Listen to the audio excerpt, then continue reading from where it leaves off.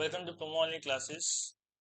आज हम देखेंगे टॉपिक नंबर 15 और आज का टॉपिक है advantage disadvantage of liquid fuel. ठीक है, क्या है advantage and disadvantage of liquid fuel, द्रव ईंधन के फायदे और नुकसान। ये क्वेश्चन जो है एग्जाम में पूछा जाता है। ठीक है, और ये क्वेश्चन 5 नंबर में पूछा जाता है। तो आपको बताना होता है द्रव ईंधन के क्या फायदे और नुकसान है एज कम्पेयर टू ठोस ईंधन और जो है गैस ईंधन के मुकाबले।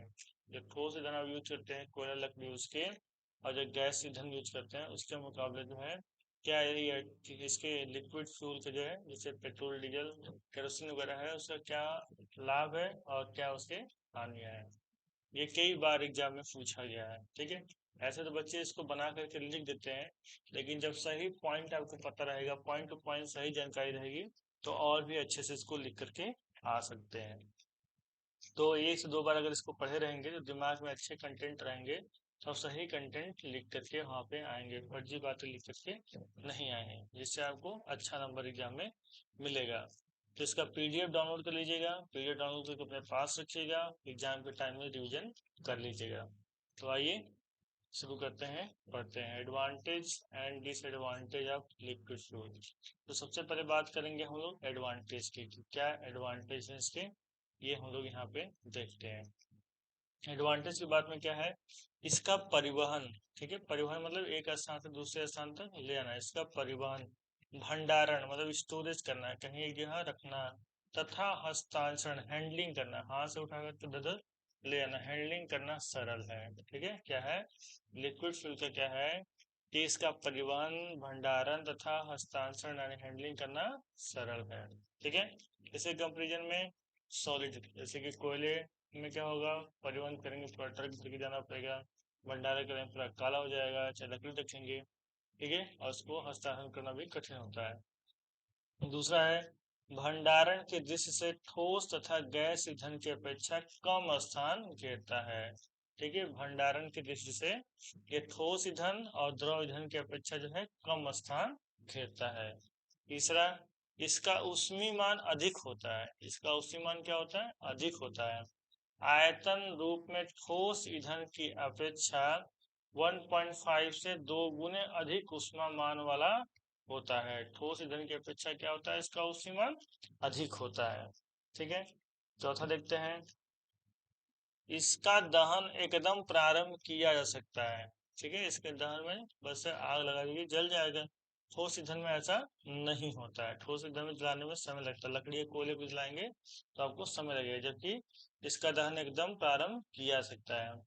पांचवा है दहन में कम अतिरिक्त वायु की आवश्यकता पड़ती है। ठीक है, अतिरिक्त वायु देने की आवश्यकता नहीं पड़ती है, देते हैं तो और अच्छी बात है। ठीक है, दहन के अंतर्गत द्रव ईंधन का नियंत्रण तथा इसके दहन क्रिया का नियंत्रण सुगमता से किया जा सकता है।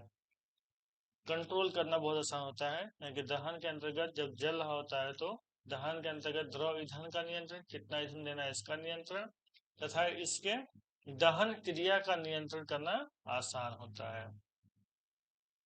अगला, इसका उपयोग किफायती होता है। इसका उपयोग जो है बहुत ही किफायती होता है, मतलब कि एनर्जी ज्यादा मिलेगी उसी रेशियो में इसका रेट भी होता है, तो ये ठीक होता है।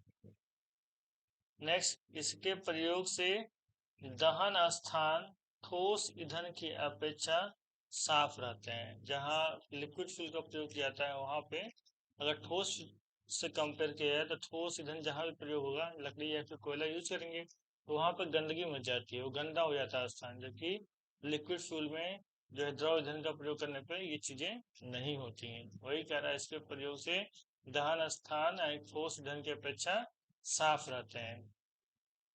अगला, दहन के अंतर्गत चालन में कम मजदूरी की आवश्यकता पड़ती है। ठीक है, अगर इसको ऑपरेट करते हैं कहीं पे, जैसे कोयले से कोई चीज बन रही है तो कोयला के लिए मजदूर लगाएंगे तो वहां पे बहुत ज्यादा मजदूरी देनी पड़ेगी।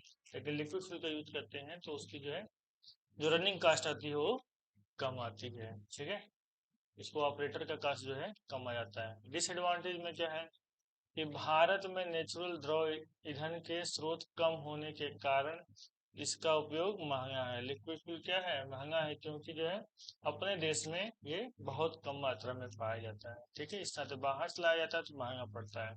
दूसरा, प्रयोग से पहले कभी कभी पूर्व तापन की आवश्यकता पड़ती है, मतलब प्रयोग करने से पहले कभी कभी प्री हीटिंग की आवश्यकता पड़ती है, इसको पहले ही गर्म करना पड़ता है। बड़े इंजन में ऐसा होता है। ठीक है, पेट्रोल जैसे द्रव ईंधनों का वाष्पीकरण अधिक होता है। पेट्रोल का जैसे है उसका वाष्पीकरण बहुत अधिक होता है, खोल के छोड़ देंगे तो सब उड़ जाएगा। ठीक है ना, वाष्पीकरण अधिक होता है, जबकि लकड़ी में ऐसा नहीं होता है, कोयले में ऐसा नहीं होता कि उसका वाष्पीकरण हो जाए, खत्म हो जाए, ऐसा नहीं होता है।